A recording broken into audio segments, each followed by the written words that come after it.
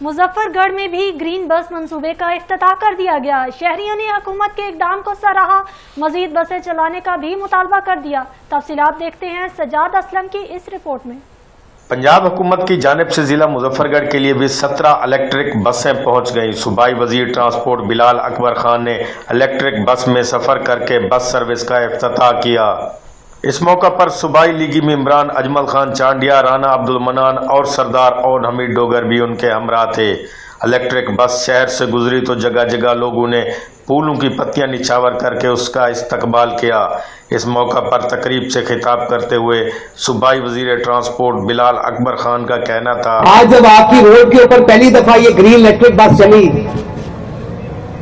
मेरी सीएम ने मुझे हदायत की कि ये बसें पहुंच चुकी हैं, लेकिन चंद मामलात ऐसे हैं जिनकी वजह से अभी फौरी तौर पे मैं मुजफ्फरगढ़ जाके ये नहीं कर सकती यहां पर इफ्तिताह। राना साहब ने बिल्कुल ठीक बात की।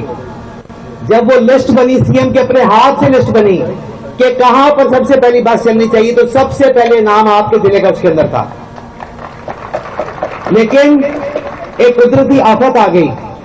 जिस तरह का सैलाब पंजाब ने इस तरह देखा है, और सबसे ज्यादा 500 दरिया सारे इकट्ठे होकर आपके पास जब इकट्ठे होते हैं, जिस तरह की तबाही आई, जिस तरह का पानी आया, तो इस वजह से थोड़ा सा लिस्ट में आपका नंबर नीचे हो गया। सूबाई वजीर का कहना था कि बुजुर्ग शहरी और खवातीन बस में मुफ्त सफ़र कर सकेंगे, जबकि दीगर शहरियों के लिए भी इंतहाई मामूली 20 रुपये किराया होगा। सूबाई वजीर का मजीद कहना था कि दीगर ममालिक की तरह पंजाब में भी ट्रांसपोर्ट कार्ड जारी किए जाएंगे और अगले साल मजीद 1100 बसें पंजाब पहुँचेंगी। कैमरा टीम के साथ मोहम्मद सजाद असलम, 7 न्यूज़, मुजफ्फरगढ़।